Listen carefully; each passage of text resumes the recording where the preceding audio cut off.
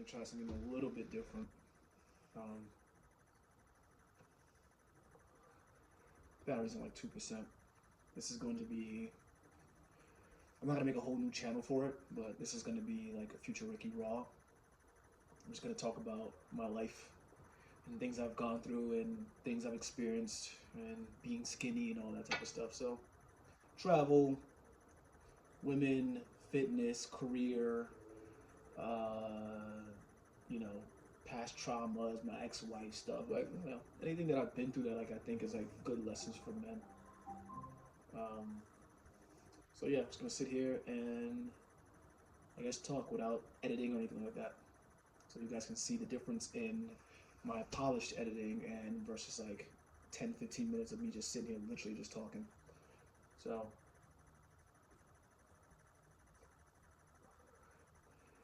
I remember this one time, right? I'm gonna tell you a story about how I got completely mogged by this like freaking 5'5" Hispanic dude and like this like 6'3" skinny Dominican dude in the gym one time when I was talking to this chick. So I didn't really get girls at this point. And I was working as a bartender, and I just started to like gain some muscle because I was going to the gym, and I had bagged my first baddie, like a hot chick, like people like in Queens like, oh no, she's hot.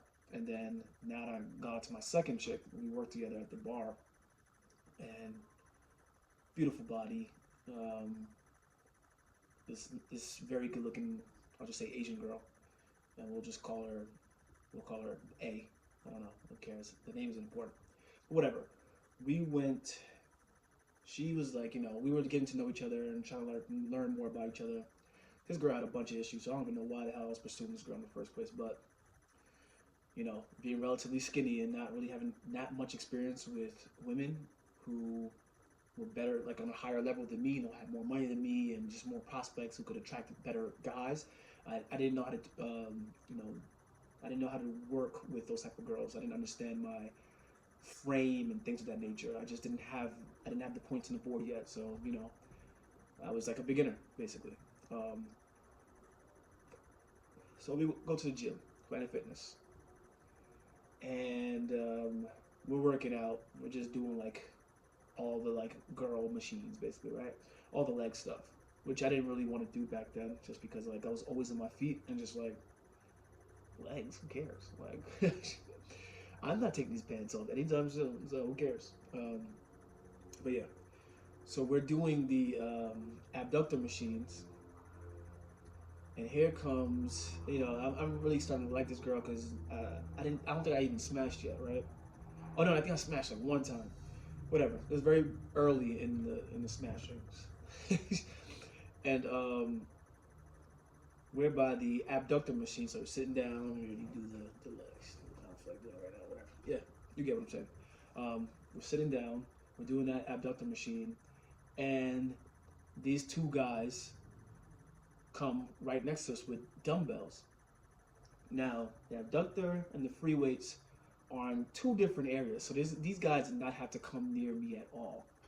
The reason they came near me was because I was with this good-looking girl.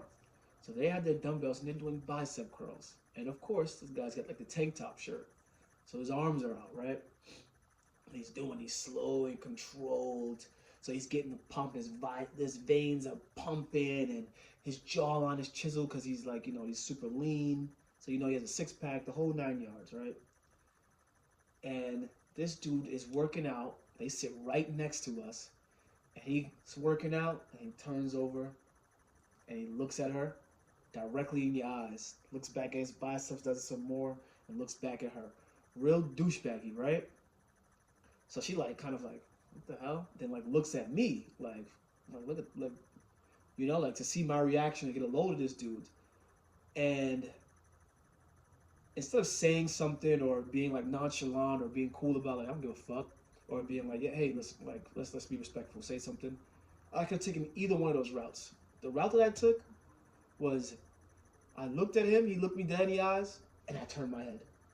We locked eyes, right? Me and this dude, and I turned my head.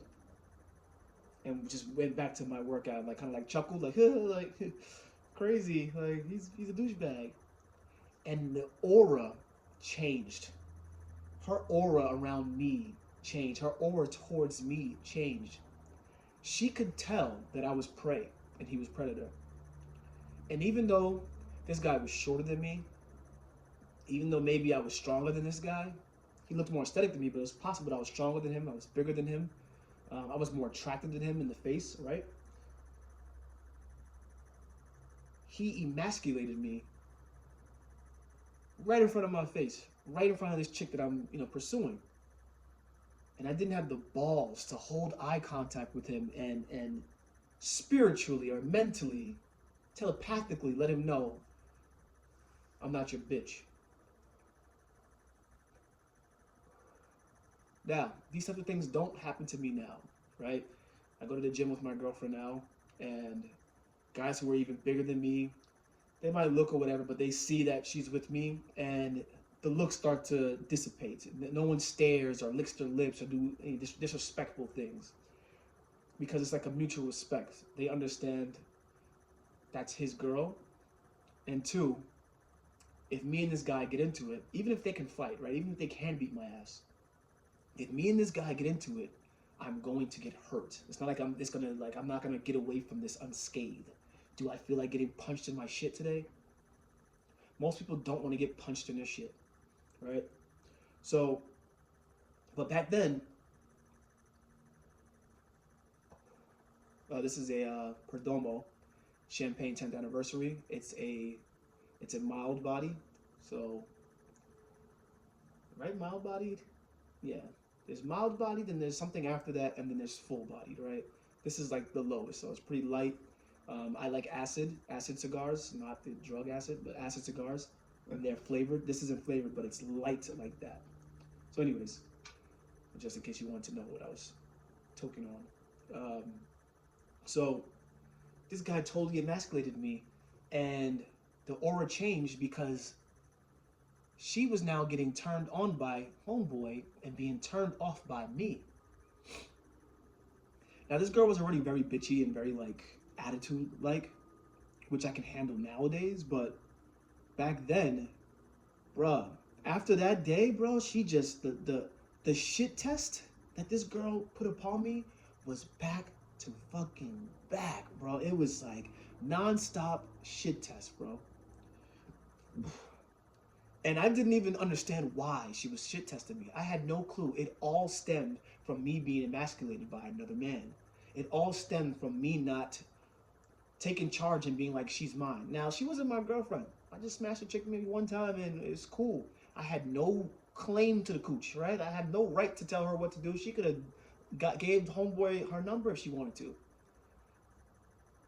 But the fact that I didn't stand up and stand my ground and like a dog, like I didn't piss on the hydrant, it turned her off towards me. She made it that much more difficult for me to sleep with her. In fact, she only started letting me sleep with her after she felt like it. After she was super drunk and it was the end of the night and whatever, she made a good amount of tips or anything like that. She had to like feel really good and then she would. Looks like it's, I don't know. I'm trying to dampen that. Looks like she, like she would only do it on her terms. It was never this. She never really wanted it with me. She never was like craving it from me. It was only like a convenience thing. And of course, being a guy, right? Being like how I'm guessing like how most of you guys are, you're gonna take what you can get, right? And it wasn't until I stopped thinking that way and stopped feeling that way where I'll just take what I can get. When I started saying no to women, when I started rejecting women, did I get better quality women and did I get them wanting my attention much more? And it wasn't even like I'm playing a game thing. It was like an actual like I don't care. Like, but it took time to get to that point.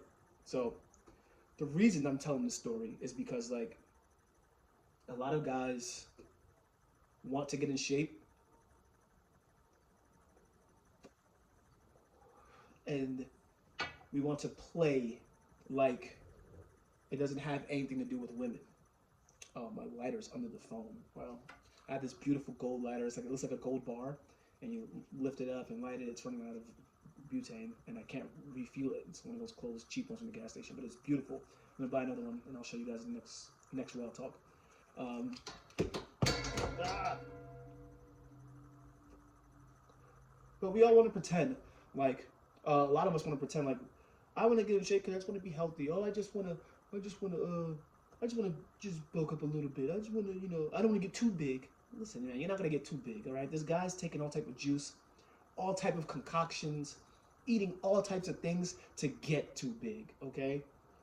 Like you're not gonna get too big anytime soon. Like it's not happening. Like you don't get too big by accident, all right? It happens on purpose when you get too big. Okay, so that whole line about, oh, I just want to do this, stop it. You want to look good to the other sex. You want to attract women. You want to attract hotter women. It wasn't until I got in shape and I had the confidence, right? Because there's multiple things that comes with it. But I'm going to tell you this. It wasn't until I got in shape and I had that confidence that I was able to get, hotter women. And I'll tell a story about how women buy me drinks, and this is verified multiple accounts. It's not like it's like, oh, this happened just one time where a girl bought me a drink. Like this happened. My boys have seen it. Like this is like a multiple time thing. Yeah. Well, that's another story, but I want to stick to the story because I want to tell you about homeboy, about the guy. And again, I want to thank you for keeping up this long. I know people don't really watch things past freaking 30 seconds because our attention span is small as hell. But yeah, and if whatever. Yeah, I know. I'm not talking as fast as I usually. No cuts, right? It's different. Whatever. Uh, yeah, she just made it very difficult for me to be with her, or get her attention, and it left me being the woman, me chasing after her. It was terrible. Um, and that shortly ended after a while because she was just too volatile, and things just ran its course. She ends up leaving that bar. I end up leaving too, and we just And the owners would always tell me like, man, stop sleeping with this girl, man. Like, it's not good for business. Stop sleeping with this chick. Because I ended up sleeping with another chick there too, and then she ends up telling the other girl, and women are like, I'm not gonna tell anybody. Oh, no one needs to know. Tells everybody. Makes it obvious. There's literally videos of that girl. I probably still have it somewhere. Of this girl I'm talking about who treated me like shit, kind of. Like literally like drunk on the floor in the basement, and the bouncers come and like pick her up and shit. She's like, no. The bouncer, he's like fucking 6'9", like he's big, huge black dude. Like that's exactly what you imagine the security guy. He's that guy, right? He's trying to pick her up and he can't pick her up because she refuses. This chick had like superhuman strength when she's drunk. No, I want Ricky. I want Ricky. I'll come down there and they're like, she wants you. She's only letting you get her. I'll go. So the owners would be pissed, right? Because she'd just be acting a fool. I'll come down there like, what's good with you? She's like, hey, baby. Just like all drunk and just throwing up and shit. I'll have to take her home. Oh, my God. It was terrible. She was a headache, man. The girl's a headache. I mean, nowadays she's probably much better off now. I'm hoping. I'm guessing she got out of that life because almost none of us that I started working there with are there anymore. Whatever. So let's fast forward. We fast forward a few years. Let's get to the guy. Fast forward a few years. I go to this hookah spot with my boy Omar, a couple of my homegirls like Sarah, Lena, her sister, Tortuga, Kevin, right? We go to this hookah spot, and freaking Omar, bro, this guy would get so drunk and so like hookah high that he would like go to sleep. He would literally be inside the place, flat sleep on the freaking table, bro. That guy, man, he almost got us kicked out. He wouldn't tip the bartender, man. They would come to me and tell me like, yo, listen, you good, your friends are good, but him, he can't come back or whatever. The reason why I kept on coming back was because this guy who emasculated me was the hookah boy. He was the guy who had to come, and he was the bus boy, and I did the bus boy job too. When he emasculated me, I was a bus boy. Then I wasn't a bus boy anymore. I had a better job. I had a little bit more money in my pocket. I dressed better. I had more muscles. I looked good. The whole 9 yards. I came into myself as a man. I'm sitting here with these pretty girls who are my friends. I never did anything with them, but whatever. And he's now the bus boy. He's sweeping up our shit, right? Cleaning up after us. A job is a job, so I don't mind it at all. Hard work. I'm cool with that. But I'm like, I know you from somewhere. And he like gives me a look. He's like, yeah, you look familiar. Now remember, I'm the one who gives the tip and things of that nature, right? So he understands. You kind of want to be cordial with me because it's gonna your tip is dependent on it, right? So he's like, oh yeah, you go to Planet Fitness. I say, yeah, I used to go there, but I got too crowded and dirty and cheap. So now I'm being like an asshole, right? I was like, yeah, it's too dirty, crowded, and cheap. Now I go to a much more expensive gym. It's nicer, blah blah. I was going to Powerhouse, I believe, which is super expensive. Powerhouse in Atlantic City, which is way more expensive than $10, right? So I'm like, yeah, I go to Powerhouse now, yeah, because that other gym was just too shitty and dirty. Like, oh, where you going now? I said, you left that gym, right? Where you working on now? Oh, nah, man, I'm still there. Oh, yeah, man, you gotta leave that gym, man. You should come work out with me. You'll probably get bigger. You'll probably start, gain some size and stuff. You'll get bigger. So I'm just totally like just disrespecting him like slightly, right? And I'm like, and then before I can even like let him speak, I'm like, oh yeah, this coal is going out. Can you get us a replacement? So he like looks at it, he's like, this one? I'm like, yeah. I said, actually, all of them. They didn't need to be replaced, but I just wanted to be a dickhead, right? So he comes back, right? And I stopped being mean, right? I stopped being mean because I see that I feel like I'm being like a little bit of a bully. So he comes back or whatever, and I stop and I'm like, I said, thank you, man. I did busboy too, so I know how hard it is. I know it's fast paced work. So I thank you very much. Thank you a lot. And like the way he looked at me was like, okay, like I'm not gonna spit in your food now. It was like that kind of thing. Like, all right, cool. And I seen him a couple more times after we went there. And I never, I left it at that. I didn't never have to go like, oh, remember me? Remember you trying to play me? Yeah, I did none of that. It was all good because I was definitely in a much better headspace. But it's funny how things become full circle. He wanted to shit on me while we were on Planet Fitness, while I was smaller than him, while he was looking good, he emasculated me, and now I'm here at his, years later, I'm much bigger, got more tattoos, I look handsome, and I'm surrounded by prettier girls who are just like, like they're my friends, so like everything's all cool and shit, ha with them. Other guys trying to talk to them and they're not with it. Oh, tell me about boyfriend, like that type of shit. Cool. So it's funny how things come full circle. But I should have thanked him for shitting on me, kind of, because those moments still live in my head. There are times where I'm doing barbell curls, and I remember that time, and I remember the way this motherfucker was looking at the girl I was talking to, and it fuels me. Not because I care about the chick, not because like I'm so angry at this dude, but it's a good reminder of where I was at, and where I want to be, and what I want to do with myself, and things of that nature, and how far I've come, and to kind of like be appreciative of the work that I put in. And I don't know, I just wanted to make this video because maybe you're at that stage, maybe you don't have any dark motivation, maybe you're hiding your true intentions for what you want to do. All I have to say is, man, you can go to the gym for whatever reason it is, whatever the reason is, whatever fuels you, whatever demons, whatever, Goggins edit is playing on your Instagram feed, because that's like new cool nowadays. Go to the gym, man. Go to the gym, because this side of the life is so much better. The respect you get as a man, the calmness I feel walking at night, by myself with my headphones in, which I shouldn't do, but well, I used to do it. I was in New York. Now that I'm down in Georgia, I have my car, so I'm not walking anywhere. But like the safety I feel and the calmness I feel, it feels great. And though I'm technically victim weight, right, under 200 pounds, because I'm 180 pounds right now, or 178, whatever the hell I fluctuate at, it feels much better than when I was at 140. It feels much better than when I was at 120. And I know you're probably at that point right now, where it just seems like impossible to, like, how am I going to eat all that much food, and how am I going to do all that? It's not that hard. Getting in shape is very simple, and if you click the link below, it's very, like, I made a step-by-step so that way you can achieve similar results to me or similar results to my other clients, straight from a affordable program. And if you use this code right here, you even get a 20% discount. So that makes it even cheaper. Like, I literally made this program super affordable and easy for you to just watch the videos, follow along, do the regimen, and get in shape. Eat the food, build your meal plan, all that. It's all right there for you, so there's no guesswork. But if you need more accountability, like one-on-one coaching, I also offer that. But I only do it on a limited basis. I don't do it for everybody, so you got to DM me on Instagram. I'm not hounding for one-on-one clients. I have a good job.